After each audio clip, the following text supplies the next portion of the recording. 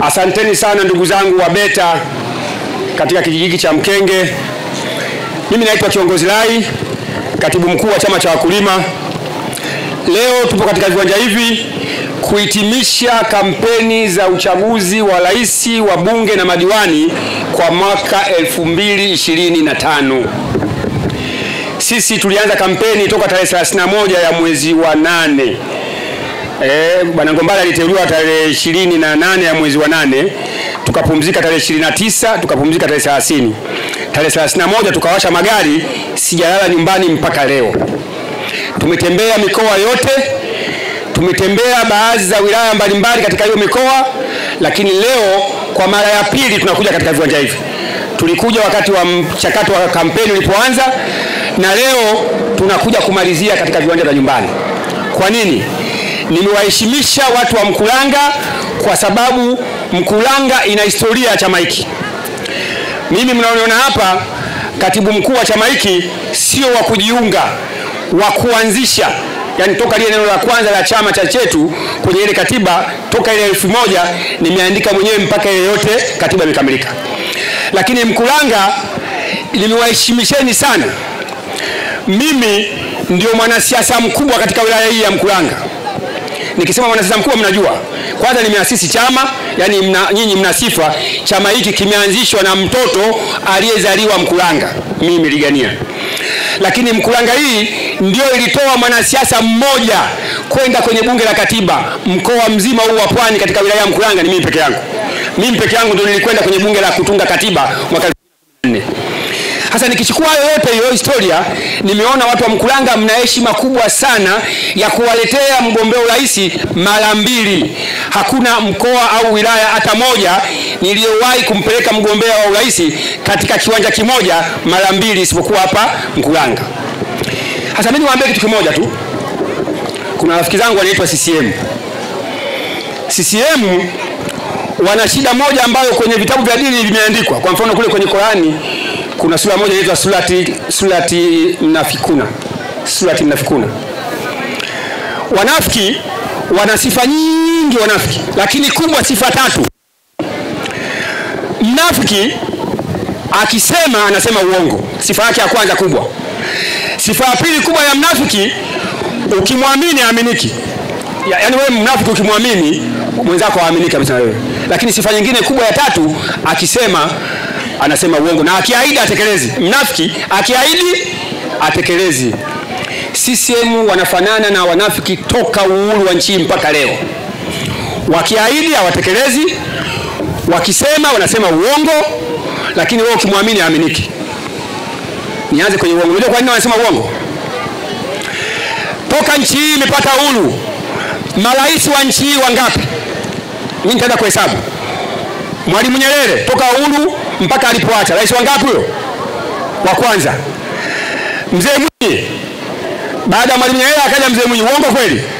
Rais wangapi huyo? Wa pili. Baada ya Mzee Mwinyi akaja nani? Akaja Mzee Mkapa, uongo kweli? Rais wangapi huyo? Wa tatu. Baada ya Mzee Mkapa akaja Mzee Kikwete, uongo kweli? Rais wangapi? Wa 4.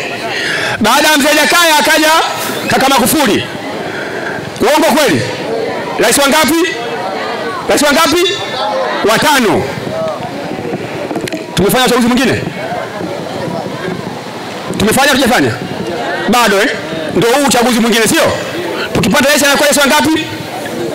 Anakuwa rais wa 6 Hasa CCM wanasema tunachagua rais wa 7. Jamani, nasema mimi au mnawasikia wenyewe? Msiogope. Mama Samia anamwita rais wangapi? Rais wa 7. Uongo kweli? Uongo. Ninasema kweli vipi? Mwalimu Nyerere rais wa kwanza sio? Mzee Mwinyi rais wa pili sio? Mzee Mkapa rais wa 3 sio? Mzee Kikwete rais wa 4 sio? Magufuli rais wa 5 sio? Rais wa 6 ndio tunachagua uchaguzi huu. Kwa hiyo wanaposema Mama Samia rais wa awamu ya 6 sasa anakwenda kuchagua awamu ya 7, huu ni uongo. Sio, mnanielewa? Mbona kama mnaogopa? Jamani, uongo sio uongo. Ndio ile sifa ya kwanza ya mnafiki, kwamba akisema anasema uongo. Lakini mkiwaamini hawaaminiki. Uongo kweli? Haya.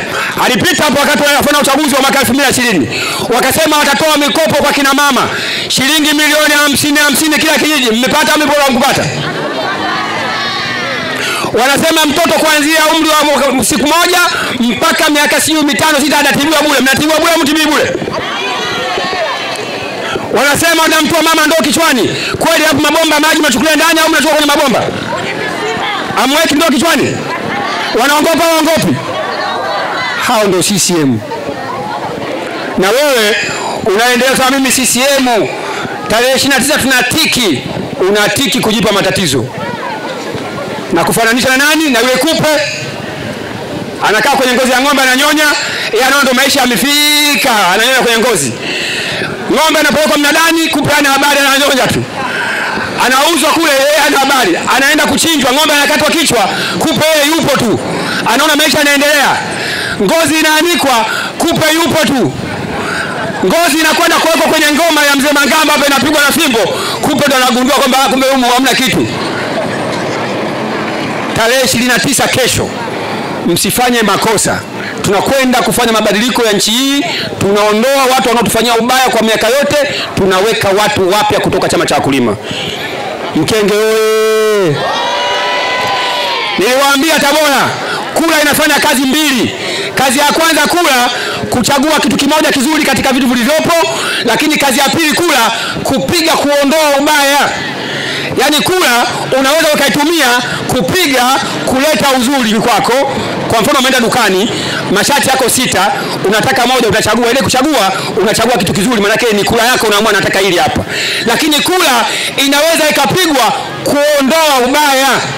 Tarehe 29 nendeni mkapige kula kuondoa ubaya. Nchi hii toka uhuru iko kwenye mikono ya Chama cha Mapinduzi. Lakini mambo yote ambayo yanazungumzwa leo yanazungumzwa na watu ambao kama na wao wameingia jana au wameingia juzi.